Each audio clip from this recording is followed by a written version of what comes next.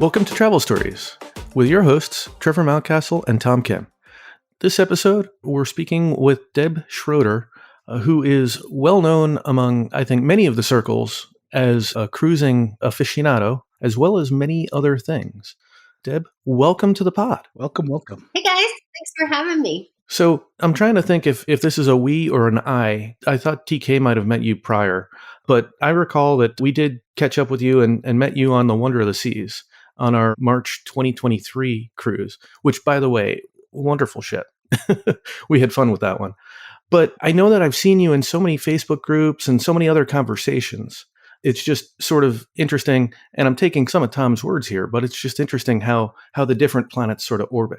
Definitely. I think, Trevor, you and I were Facebook friends before we met in real life, and I recognized Tom on the ship. I literally got out my Facebook and I know that guy's face.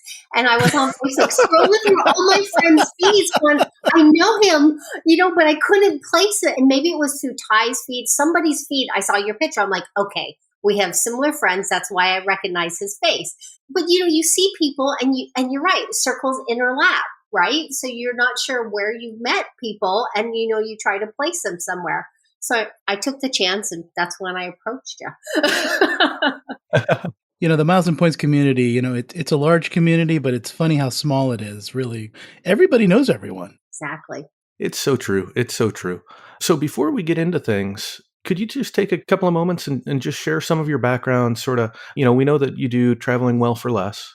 Can you tell us about that? And can you just share a little bit more about, your involvement in the community, just to sort of set the stage, so to speak, for our conversation today? Okay. Yeah. So I got started in Miles and Points in 94 because my husband and I took a trip to Tahiti in Australia. We booked with a travel agent and she booked us in business class.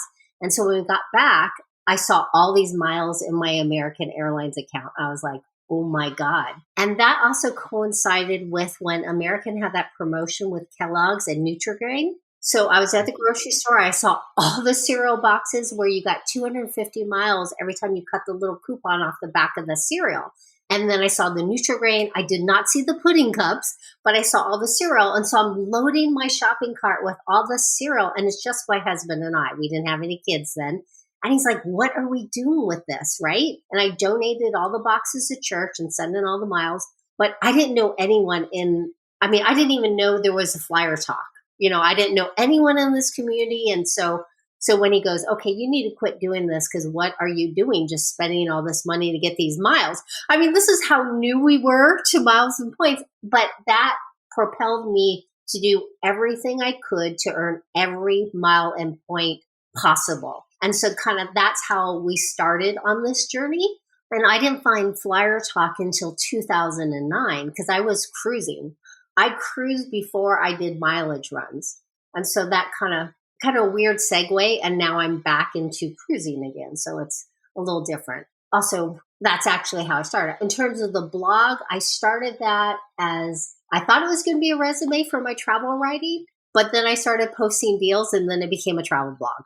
So evolution kind of happened. It wasn't what I started out to make happen, but it turned into something good. So that's incredible. That's really interesting. Yeah. It's just interesting your pathway into this kind of hobby that everybody enjoys here, because it's interesting that your pathway included cruising very early on.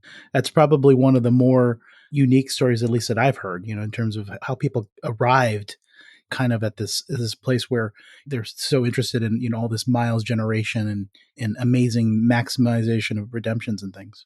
Yeah, because when I started the casino programs, there weren't any limits on what you could charge in the casino because people were not doing the creative spending, so to speak. So the casino, they didn't even charge you when you used your credit card. There wasn't the 3% fee or the 5% fee, nothing. So you could just use your card in the casino without any limitations. We'll just put it that way. That kind of offsets for the fact that in the early days, there weren't any multipliers either, right? Exactly. back in the day, yeah, everything was 1X. Yeah. Gosh, all we had was Amex and we had the airlines, like Chase was Chase didn't have any cards. Chase wasn't even around, I don't even think. I think like the earliest card then was like SPG or something. So we didn't have any of these great cards that we have now, but then we had the coins and we had different opportunities there. But I think like you guys know, you've been around for a while, opportunities come and go. It's how you make them and what you use with them, if that makes sense, I guess. And you can find opportunities. There's many opportunities out there and different creative ways to earn miles and points that people don't realize, and even standard regular ways that people don't think too much about as well. Yeah, it definitely takes a different personality to sort of look at these things. For you to walk in the grocery store and see these points on a Kellogg's box and say, hey, I can turn these into something really good. That's just so cool. I mean, going back to 94, I don't think I was this involved in the game in 94. I think my father was, but he wasn't buying Kellogg's boxes. I love that story because it just shows the diversity. I mean, you've got the Kellogg's and the pudding to the coins to the casino spend before anybody really thought casino spend was a thing, and then you get to the more modern things, which I was just looking at a post from a friend about vanilla reloads. Did you do any of those? Oh, yes. I mean, I'm sure you probably have on your cards, but my boys were on all my credit cards as soon as they were born, because some of the cards you could put them on, you didn't have the date of birth qualification, like Amex has that, but like Citibank, they were on that. And so they would come with me and we'd go to Office Depot, Staples, because now we had 3 cards to buy vanilla reloads, and same with CVS. So we'd make our rounds, and if we ever sell our house, we live in a very miles and points friendly area, I'll just say. You don't have to drive very far to earn a lot of miles and points where I live. So, one of the things that we probably should explain to our listeners a little bit is, from kind of the casino perspective, that really is a really amazing manufactured spend play. Now, obviously, a lot more limits nowadays because, people are a lot more concerned about things like, money laundering and things. So casinos have a lot more eyeballs on when you charge chips in a casino, especially on like a cruise ship or something like that. Take a little bit of caution, or just understand that there probably are limits. So don't be surprised if for some reason it stops working, or your card is not allowing you to charge chips on your shipboard account and get chips or get balances on slot machines, because that is something that does happen. And in fact, because of all the casino status matching and all the free cruises, they have clamped down on what can be done. Like before, you could charge to your account and not have to play. But I'm sure you guys found out from the Wonder Cruise that now, especially like on Royal Caribbean, when you charge to your onboard account, you have to play 50% of that voucher before you can charge again. And there is someone, I'm sure he's in the community, but I read this on another Facebook group. Carnival shut him down because he was loading gift cards to his account in excess of $20,000. And so now he is restricted to a cash-only account. So he can't even charge to his room anymore unless he puts cash down. He can't even use a credit card. What pigs get fat, hogs get slaughtered. Exactly. So you have to be smart, and you have to think about the long game. Yes. So not to mention, a lot of times, you're leaving the country on these, and you're kind of entering through a customs border, and, having more than $10,000 of currency on you is something you really should be declaring, meeting the letter of the law. So I personally, I do some manufacturer spending on cruises, but I usually keep it to a couple $1,000s, and I don't usually, hit it that hard. I just figure there's more cruises out there to take. So, Very true. You see a lot where people choose not to report it, because the 10,000 threshold, or they try to split it. Well, that's just called structuring. And so I'm black and white. I like the rules. I will find the gray so long as it's within the rules, if that makes sense. But I'm not going to do anything that could jeopardize my global entry or TSA pre-check, because let's say they stop you and you didn't declare. Well, now you've got this little mark, and next time you come up for global entry renewal, they could just say no and ban you. And then those of us who fly a lot, I mean, that would be horrible to not have TSA pre-check, right? Can you imagine having to stand that line with everybody else? Well, and there are folks that have lost it even before renewal because they had, an expired prescription or something to that effect. That's the one that scares the heck out of me, because I use the old prescription bottles. And so there are days that depending upon the country I go to, I'll kind of go with because they give you such big bottles now when you get a 90-day supply. That's in the weeds. So let's kind of shift this a little bit closer to cruising. You've been cruising for quite some time.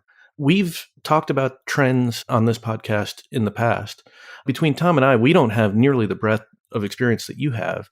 Could you share some thoughts about the trends that you've seen, perhaps, a little bit from the experience when you started, but your perspective of kind of how it's been over the last 5 to 7 years? Maybe that's the wrong timeline, but I'll let you kind of run with it. Okay. So I started cruising in 1998, and I started with Carnival and Royal, and prices were kind of high then because they were cruises, right? And not a lot of people went.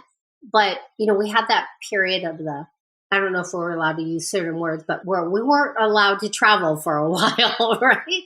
And so prices dropped, and the cruise lines offered like crazy, ridiculous pricing on cruises, which I wish I would have known about because I would have taken advantage of. But now, because there's still so much of that revenge travel, to use that buzzword, people have all this money that they couldn't spend during those couple of years. Now they're booking travel like crazy, especially cruises. And prices are sky high. I've never seen cruise prices this high before, especially like, for example, Royal Caribbean's Icon. Prices on that ship is out of control, at least I think. Ridiculous. Yeah, it's ridiculous. And it's hard to imagine that families are going to be able to cruise more than once or more than a couple times on this particular ship. This might be one of those once in a lifetime trips for some families because the pricing is so high. But I do think there's going to be a correction because prices can only sustain a certain amount. People only have a certain amount of money. So that's an interesting one. I kind of want to pull on that thread if we could, right? We talk about a lot of destinations are sort of once in a lifetime because of the cost. Do you think that Royal priced Icon at that level because they wanted people to make it that aspirational? I'm going to save for that one time I'm going to take this cruise on Icon, kind of like what people do with the Disney cruises or a trip to the Maldives? Do you think that's an intentional thing? Or do you think that Royal saw the demand of Icon and just simple supply demand economics? That's a great question. I'm not 100% certain because in the last couple of years, there's been leadership change over at Royal Caribbean. So they're doing a lot of cost cutting and different financial strategies and implementing different things that they didn't in the past. So whether it's they set to make Icon more of that one of those, once in a lifetime and price it on Disney level, or if they just, to use someone else's words, not mine, but like other frequent cruisers, went for the cash grab type thing, because that's what's being said of this particular CEO. I don't know. I think they just realized if they could get the rates, they're going to charge it, which makes sense. You're a business. You want to make as much money as possible. And Royal prices everything based on supply and demand. Their cruise pricing as well as their excursions, their drink packages, and all the extra add-ons. Unlike Carnival has like a set price for their drink package that it's the same rate regardless of when you buy it. But Royal, their rates for everything is really supply and demand based. So one cruise, you may pay like $170 a day for the drink package, but another cruise for the same length cruise, you may only pay $35 a day. It's price driven based on supply and demand. So it kind of sounds like Royal Caribbean is the Delta Airlines of the cruise world. It definitely feels that way. Delta obviously is very, very well known for, making a buck when they can. Loyalty be damned. Royal Caribbean, it feels at least a little bit you have a shadow of that. And they really have taken the opportunity to charge what the market will bear. And you're right, they're much more dynamic, which, by the way, can sometimes be in your favor because I've seen some of those prices for certain things where the demand is low and you're like, what? They're only charging like $10 for this or something? And you're like, oh, snap it up because it's not going to probably stay there. So there's a little bit of that also with Royal Caribbean where I think you can, if you're price conscious and watch for things and understand what the prices are, that can be actually an advantage for you. Exactly. And like some folks, like the longtime cruisers, they book years in advance. Like I have friends who are booked well into like, I think 2026, some of the sailings just became open. They're like booked that far in advance. I'm like, oh my gosh, that's a lot of money put out, but they've got 20, 30 cruises booked all the way through because the pricing is low because you're booking early, right? And then as it gets closer, the price changes. So I always felt like that advice about book early, I always thought that was total BS because I was used to getting, last minute cruises, or there was a lot more of that discounting that would do after final sale date because they had distressed inventory. So that used to be a little bit more of a common thing, where you could just kind of, if you had nerves of steel, you could swoop in and get a deal on something. And that just doesn't seem to be the case anymore, doesn't it? no, and now with all the different changes, they have to submit the manifest to customs. I think it's like 72 hours in advance. And so you can't get that last minute deal that like the Floridians are used to, where they could just stroll up to the port and book a cruise right there. So yeah, in fact, some of them want to start a list for Royal to say, hey, call us if you have any open cabins. 'Cause they miss those deals. The other thing that I think that they're monetizing a lot more is the whole royal bidding, the bid for upgrade type of process. That also didn't used to be a thing. But now I think, it used to be like, oh, go to the front desk and ask them if there's any cabins to upgrade into. I don't think that's good advice anymore because I think cruising has changed. The technology has changed, and now everybody's doing these, put in a bid for upgrading your cabin. And I think that's another way they're really monetizing. And I see Royal doing that pretty well. I've seen Norwegian do it. I've not seen it as much on Carnival. Yeah, I don't think Carnival offers that. But touching on to the Royal Up thing, so one good tip that people don't realize, when you get that Royal Up offer, it doesn't necessarily mean that cabins are available. But when I get that well in advance of a sailing, I immediately go check prices because sometimes it's actually cheaper for you to just pay a higher cost to upgrade than to do the Royal Up. What a good piece of advice, which I've heard many times. You're absolutely right. It's just better just to pay the difference in fare than trying to Gamble? Yeah, to gamble. But it's probably true for airlines too. Sometimes, people don't pay attention to what things actually cost and they think, oh, it's cheaper just to do this. And like, not always. Exactly. Yeah. So with that Royal Up, I've actually been impressed with that. We've done it twice, and I believe that even the second time, the first time was an absolute deal. Tom can correct me if I'm wrong. Well, that was an edge case. I think your first experience of Royal Up was very much an edge case because you went from, I think, did we go from like an interior cabin to like a royal suite or something like that? It's something ridiculous. It was a grand suite. Grand suite, sorry. It was one of the few times that you go from a small European hotel room where the bathroom is tiny, the room is tiny, and you actually get into a larger room, a larger cabin on the ship. It was a really unique experience. That occupancy rate on that ship was also like 50%. So I think that was absolutely the edge case. That is, your mileage will definitely vary on that kind of situation. It's the outlier. Absolutely. Then the Anthem, though, I found that to be a very good value just based on our experience with, having that balcony with so many sea days. I mean, it came in so reasonable that perhaps I might have saved a little bit if I'd gone and just paid the up or that sort of thing. But I think it ended up being like $135 per person. So it seems like in some cases they're doing that really smartly. They sent the same thing with Wonder of the Seas, and it was just obnoxious. So they really seem tuned into that supply and demand. Mm-hmm. So you'd kind of implied some negative changes from the current CEO.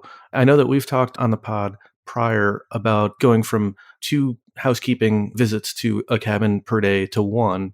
And also we saw, I don't even know. Lobster gate? It's limited to 1 lobster, right? In some cases, I don't even think they do lobster, right? Sometimes they don't. Yes. The short sailings, they don't do lobster. Like for me, I'm okay with the 1-time housekeeping a day. I'm all right with that. But the biggest impact I've seen is the food. They're doing this thing called provisioning now, how they restock things. Like I just got off a transatlantic cruise, and the week before, because I did the week before the transatlantic and the transatlantic, they ran out of blueberries before we even got on the transatlantic, and we're still in Miami. So they got a little bit, but not enough. And so maybe by day 5, we were completely out of any berries on the entire ship. And this is a 14-day cruise. So on this particular ship, they've got the smoothie bar. So no fruit smoothies at all, because all they had was bananas and vegetables. And no one wants that in a fruit smoothie, right? And then later in the cruise, we ran out of bananas and oranges. So how they're doing provisioning, because that was one of the recommendations by this new CEO, they're really fine-tuning the food, which I think is great because they waste a lot of money on food, but how they're doing it is not in the right area. Like there's still so much waste in the buffet that they could eliminate all those desserts that they put out and all the extra helping of food and make a little bit less and save the money there and maybe stock more bananas because it's not the first time I've been on a cruise where they ran out of bananas. When there are a lot of children, the bananas go fast. So, this is just something that I'm sure that the hotel director mentions to Miami. It's like, I'm sure they can take that into account because they know how many kids are on a cruise. I just don't understand why these kind of things keep happening. By the way, what cruise ship were you on? I was on the Oasis of the Seas. You know what's so funny? My parents were on that cruise. And two of my close friends. Yeah. No way. They were just on this. This is the one that to Barcelona, right, from Miami? Yeah. Oh my gosh. I wish I would have known. I wish I would have known. I wonder if I saw them but didn't know. Oh, wait, because I met them on the Wonder. You may have seen them. I don't know. Pretty sure you saw them in the casino. Pretty sure you saw them. You probably did see them in the casino. I was probably like, these people look familiar, but why? No fun. Such a small world. This is pretty classic that we find out that you were on the same cruise with my parents and some of my friends, on this podcast, because, that is Deb, by the way. So, Deb, you've told us about a transatlantic. You've done a whole lot of Caribbean. I think you probably mentioned a European or two. Have you gotten to the South Pacific? I have not done South Pacific, but we did that, land back in 94. But in terms of cruising, we've done Arctic Circle, we've done Norwegian fjords, Alaska, have not done Africa. Definitely want to do Antarctica, but that won't be on like a mainstream. We'll do one of the smaller cruise lines. Royal is doing some trips up to Abu Dhabi, but I've done that before. So it's hard because it's like you want to do these fun, interesting things, but then like other cruises, like they also offer like Thailand and Vietnam, but as you guys know, it's so much cheaper to go there not on a cruise ship, so. And it is interesting. I mean, those cruises out of like Singapore that go to Thailand and stuff, they're not the greatest ships. I mean, at least like Tom had that cruise out of Sydney to get to Nomea, New Caledonia, which was interesting. And I think that was an Anthem class. But like they're sort of edge cases, right? Because they might go as far as, I don't even know if they go as far as Tasmania. I mean, they certainly don't go as far as Melbourne. But drink. The reality is, I mean, I think there are a lot more challenging cases there for nicer ships in some of the farther afield cruise itineraries or, more exotic countries. I don't know if we call Australia exotic. I think you need 2 drinks because that was an organic Melbourne. Like I didn't even stage it.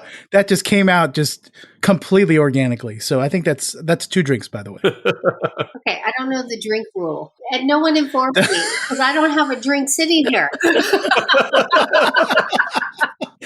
This goes back a long way. By the way, I don't know. Some of the listeners may need to know a little bit about the history of this, but back in the day when Trevor did the Savorosity observation deck, we played a little drinking game. I don't know if he was aware of this very early on, but whenever he said Lufthansa first class, that was the drinking game.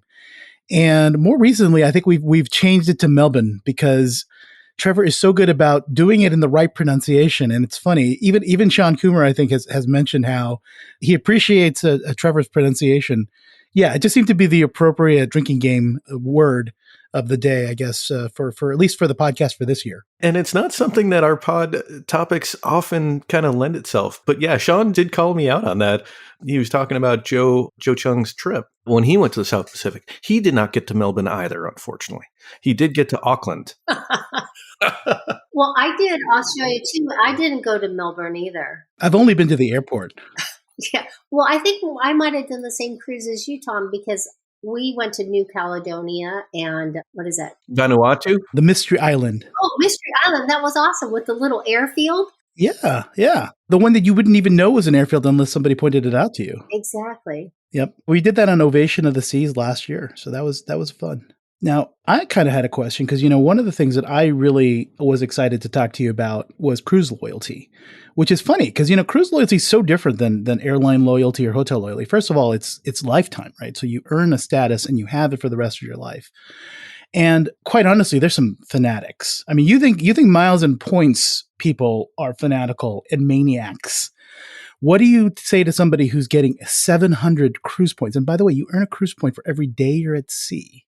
So you, my friend, are a Pinnacle member, right? And I think this is something that I really want to hear about. Okay, so as I mentioned, I started cruising in 1998.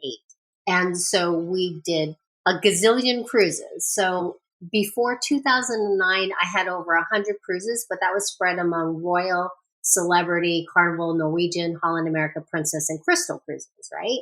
And so, because we had two ships out here on the West Coast, Royal Caribbean. I was diehard Royal Caribbean. I mean, I like Carnival and stuff, but it was all Royal all the way, loyal to Royal.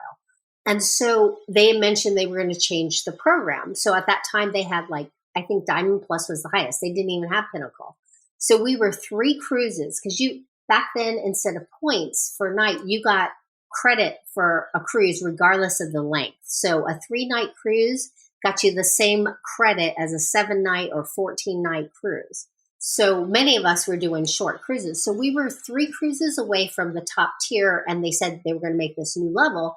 But we didn't have any ships on the West Coast, and doing a back-to-back I never would have thought to do that. And flying back and forth to the East Coast, we just said, no, we can't do it. So then when they made the Pinnacle level, and Pinnacle was 700 points and we were like 245 points, we were so far away. And I about killed my husband because I was like, we were so close and now it's going to take forever, right? So that has been my barometer for everything. And that is how I measure stuff now. So when the period of time where we could not travel and cruise pricing was slashed to ridiculous levels, I don't know what, $5 a day or something ridiculous, right? So when cruising started up again, I started back in 21 and I missed that whole double points promotion. And talking to people, I realized how many people jumped up tiers. Some people went from never cruising Royal to becoming Pinnacle in just that short period of time. Oh, did you do that, Tom? I didn't become a Pinnacle, but I became a Diamond Plus member. Crazy because you jump so fast, right? So when I realized that and talking to all these people, I realized changes are going to come. Royal's going to do some change, and we weren't too far away. So I told my husband, I said, I don't want to get left behind again, for lack of a better word. So I did this Pinnacle push where I actually paid for cruises so that I could get us to Pinnacle because I saw the future, right? And so we did that, and I'm so glad I did that because rather than increasing the points for Pinnacle now, they've made restrictions. So as a Pinnacle member, rather than get into all the details, the biggest thing for some people is suite lounge access and coastal kitchen on the Oasis and Quantum class ships, right? So because there are so many people cruising in suites and the number of Pinnacles has increased, and they won't, Royal won't tell you those numbers. It's a secret, right?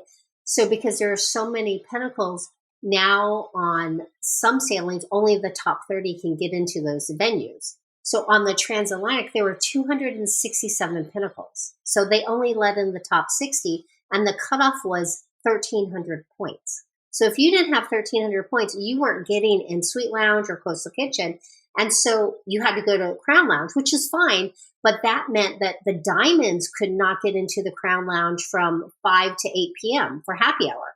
So as you can imagine, there were problems. And it's outrage. On that one ship.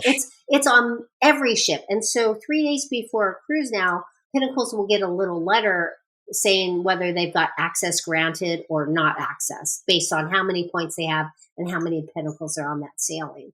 So I kind of diverted off topic. So if you need to rail me back in, we can do that. I just have to ask, do they distribute a bronze Pinnacle little name tag versus a golden Pinnacle name tag for those that don't make the cut?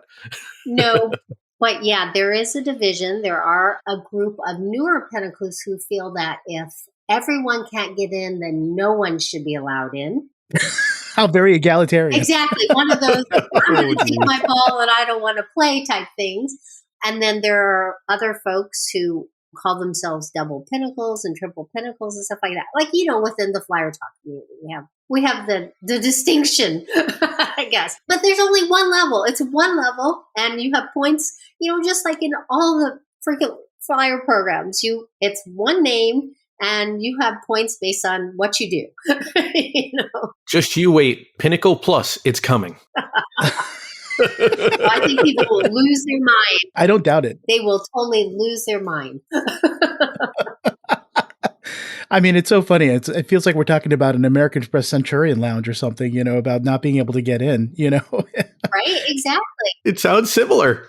It sounds so similar. The parallels are kind of amazing, but it is interesting because, it's the ecosystem of elites. So interesting, especially with the Royal Caribbean. And it's almost a victim of their own success, because what happened is they came back roaring so hard after the pandemic. And like you said, there are people who never cruise. The two friends that were on your cruise. They are people who did not cruise before 2021. Okay. And though they are now Diamond Plus or Diamond. And that is how incredible cruising has become for some people, because once they try it, they're like, oh, I get it. And, I think the trends are, especially with inflation. I think we were just talking about how expensive it is to go and dine out. I mean, just the fact that you've got your food included and your entertainment and your lodging, which are huge dollar amounts for vacation, and you got that all in one place, one cost. It's such a huge thing. There's no reason why it's no wonder why so many people are gravitating toward this type of vacation. And the downside of that is the elite ecosystem has been disrupted. And that Pinnacle, which is, 700 points, 700 nights at sea, multiple years at sea, even for the people who are gaming it and staying in suites or staying in solo cabins. That's still multiple years at sea, is what we're talking about. And there are 200 people with that status on one cruise, one ship of several thousand people. It's incredible to think how loyal and how dedicated customers are. The mania, the craziness of miles and points. It extends to cruisers just as much as people who love airlines and hotels. What was even crazy, they do a President's Cruise every year, Royal does. So the one in July on the Lure, they had like almost 570 Pinnacles, just Pinnacles. So I don't know how many other top tier, Diamond Plus, Diamond and whatnot, but just Pinnacles. And that's not all the Pinnacles. That's only the Pinnacles who said, okay, we'll go on this. So it's just insane. That's like on the Lure, what is that, about 6,000 passengers? Is it, trying to remember now? So that's like nearly 8 or 9% of the entire cruise was Pinnacle. The highest, most difficult to get. And, after 700, that's just mind blowing. It's just interesting to see cruise lines, airlines, hotel chains. They're all victims of their own success in the creation of this loyalty scheme. And it's interesting because it creates a situation of, shall we say, creating expectations that effectively become, let me restate it. Expectations are resentment unimagined or unfulfilled. Yes. And a sense of entitlement too. Yeah. No, it's true. It's true. These expectations create that future resentment because they're just never going to be able to live up to it. And if they want to try to live up to it, they have to create a Pinnacle Plus or something like that to be able to elevate the experience for their theoretical best customers. But leaving all those others behind that might have gotten just that rabid loyalty trying to attain Mount Olympus. But it's that constant catch-22. Do we want to talk a moment about if you've got any thoughts on any other cruise line loyalty programs, or if you have any kind of higher or top tier status with any of the other cruise lines? I do, but Royal has the best loyalty program of all the cruise lines in terms of what you get for your status. That is why so many of us have remained loyal to Royal, because you get so much more. And this isn't to discount the other cruise lines, because the other cruise lines are great and they have wonderful programs. But what Royal gives their loyal members, like Tom's Diamond Plus, right? So he gets 5 drinks a day, and you get the buy one, get one specialty dinner. You get the free bag of laundry at five plus, cruises of 5 nights or longer.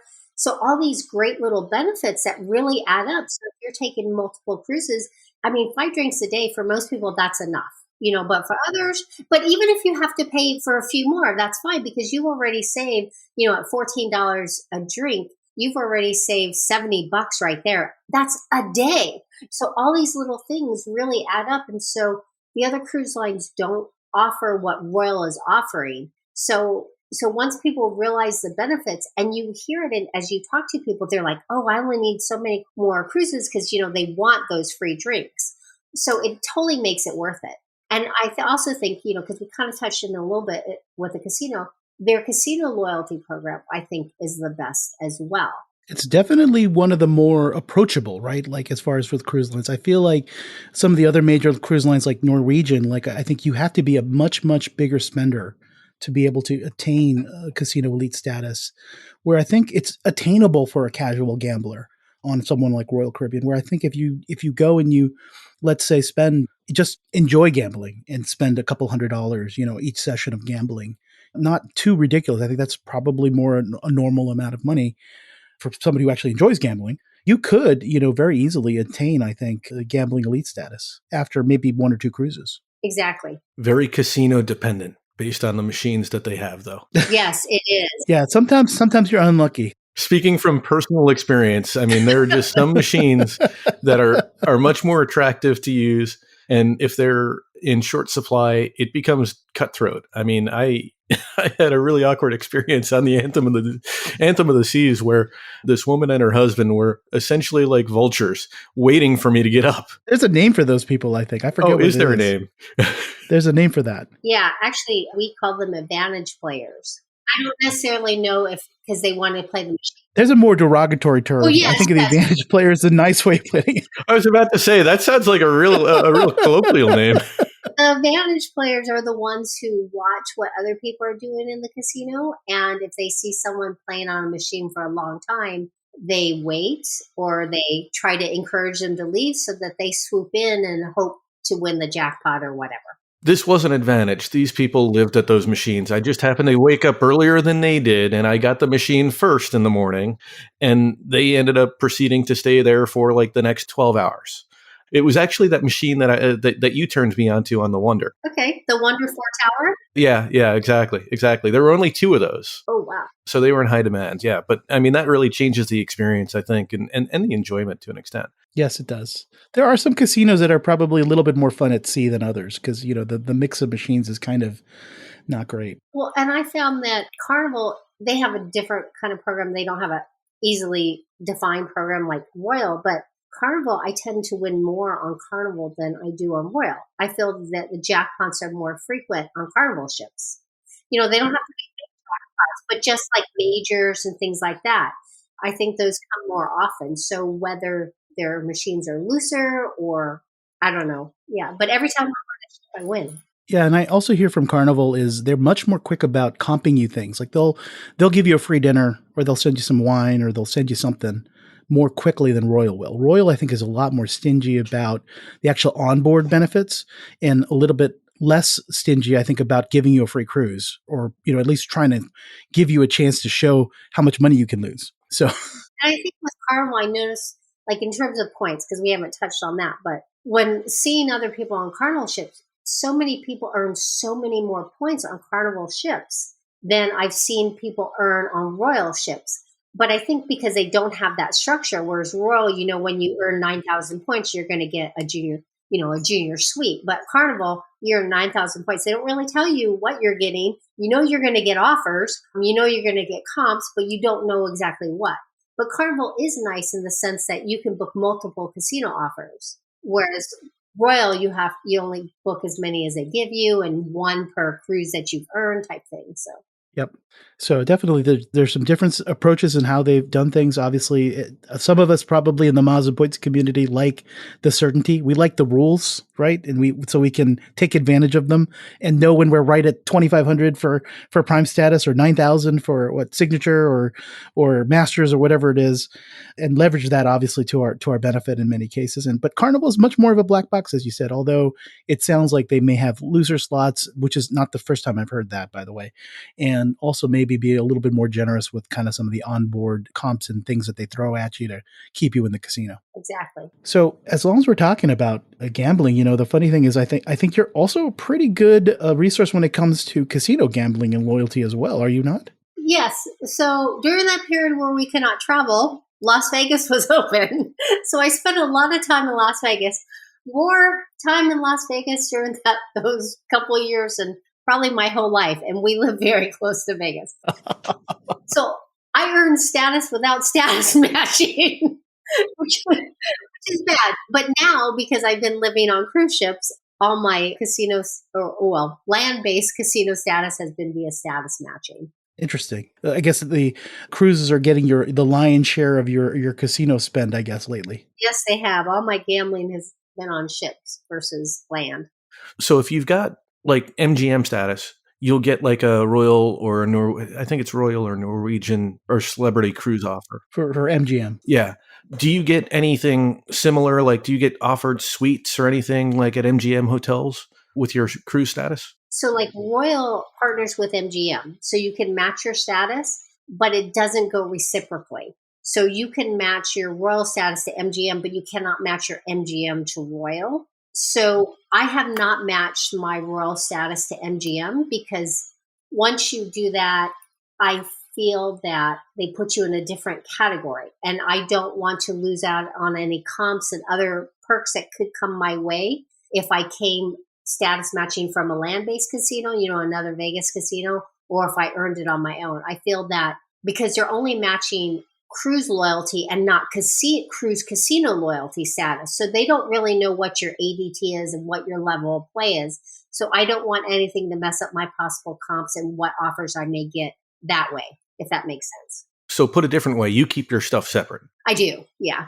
And that makes perfect sense. This is an interesting thing to just squeeze out or tweeze out here just a little bit because it's interesting. The MGM partnership is very strange because it is the cruise loyalty component that you're matching. It's the Diamond Plus Pinnacle status that is giving you status with MGM, not your casino loyalty status, which is Prime, Signature, Masters, which is kind of weird why they did it that way.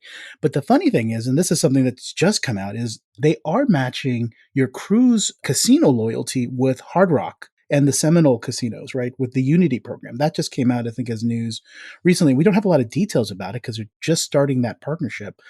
But that's another interesting thing that's happening, I think, on the Royal Caribbean side is they actually have now essentially two different casino partners depending on whether it's cruise loyalty or casino loyalty, which is kind of unheard of. It's kind of weird that they do it that way.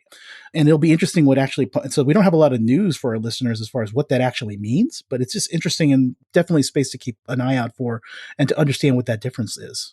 Yeah, they rolled it out on Icon and they, like you said, Tom, they haven't given any details, but I know for people who were on the first sailing, so when you earn, like, say, for example, you earn like the lowest minimum points, I can't remember if it was 1,200 or they made you go to 2,500. I have that photo somewhere that someone's shared with me. But in addition to the cruise that you earn based on the points that you earn on that sailing, you also earn nights at Hard Rock. So that's how the partnership's going to work. But I don't know any other details. And if you want, I can see if I can find that image and send it to you because it broke down like if you earn X amount of points, you also got this cruise to choose from, and then this also from Hard Rock. It's something I'm sure they're toying. I mean, just with like everything, I'm sure they're doing their experimentation phase right now. And obviously Icon is a great place for them to experiment on. I mean, they probably have some really high value customers on Icon. It's definitely a place where they're going to see kind of, again, the edge cases of the people who are spending the most money, probably both in the casino and on the cruise. And obviously that's a very, very choice cohort of customers for Hard Rock. They're sailing out of probably Miami and not too far away from one of their casinos, probably their most famous and big casino with the big guitar tower or whatever down there. I think Fort Lauderdale, I think, is or somewhere around there. I think Tampa or somewhere like that. Or is it Tampa? I think they've got several casinos down there in Florida somewhere. So they've got Seminole, and then I thought they had another one, but that's not an area I'm expert, so I'll keep quiet on that one. So, Deb, we've talked about a lot of different things on this episode. Is there anything that we missed that you wanted to share with the Travel Stories community or the Milenomics community on cruising? I would say don't wait. I know a lot of people have hesitated to do the casino status matches to get the free cruises because they're hesitant, they're not sure, they don't have the time or whatever. But there's going to be a point where those free cruises dry up because the cruise lines are already seeing that they're not getting the value from the cruisers because they're assuming that the cruisers coming in have the status because they're gamblers, not because they're travel hackers and they're status matching. So they're not getting the onboard spend and the spend of the casino that they were expecting. So at some point, those cruises will no longer be offered. So if you're waiting, go ahead and do those matches now, especially because some of the matches are ending soon, like the Win is ending on the 28th, Fontainebleau's ending on the 2nd, but get those free cruises now before you miss out on the opportunity because I mean, we haven't had these many offers in a long time. In other words, grab the brass ring when you see it. Exactly. And for our listeners, we're recording this in May. So when we say that, it's the end of May and early part of June, really, where a lot of these matches are going to be expiring. So other thing that's expiring probably around that time is kind of using points for like the Virgin Voyages. Like that's another interesting cruise redemption that is going to be limited time. And I went ahead and redeemed it right away, although I haven't decided which cruise I'm going on, because I really feel strongly that that's another one of those items where it's a good opportunity. Take it now because you don't know when it's coming back. And it may not come back for a long time. Exactly. Well, we saw what happened when Greg visited Necker Island. Well, that once Branson realized, oh my gosh, they used points for my special island. Well, that kind of killed it. Oh, come on. Just get more points one way or another, right? Exactly. Yeah, I'm not saying it's a bad thing, but now, instead of 10 or 20 American Express Platinums, it's just like 30. I mean, that's all. Wait for a transfer bonus. You'll get there. Yeah. I'm waiting for next year's episode with Deb where bloggers killed cruising. I think that's going to be the next. I was expecting to see it when I saw all these things. Well, they actually kind of did because it kind of messed up it messed up playing in the casino thing. That changed everything. But we can save that for your special Patreon listeners. Oh, you're teasing our Patreon segment. Oh my.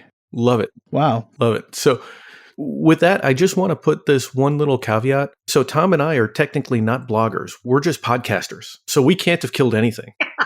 That's just the way podcasting is. I was totally placing that blame on other people, not myself. I agree. I just want to make that distinction clear for our audience. We're just lowly podcasters. I mean, how many, like the two people who are listening to this, Well, thank you so much for coming on. And we really appreciate you for hanging around for a Patreon episode. But for our listeners on the no annual feed, where can our listeners find you? They can find me on my blog, which is travelingwellforless.com. I also have a YouTube channel of the same name. And eventually the cruises will be posted on there. Mostly it's just casino stuff. It has been an extreme pleasure, Deb. It's so great having like-minded people on that love cruising. And it's just been a great pleasure having a conversation with you. It's been great. Thank you guys so much. And thanks for letting me come on your podcast. I appreciate it, Trevor and Tom. It truly has been a pleasure. Well, that's the show. Thanks for listening. And we hope you enjoyed listening. If you've enjoyed this episode, consider becoming a Milenomics Patreon member and get access to even more in-depth miles, points, and travel content. Until then, we hope your next story is a travel story.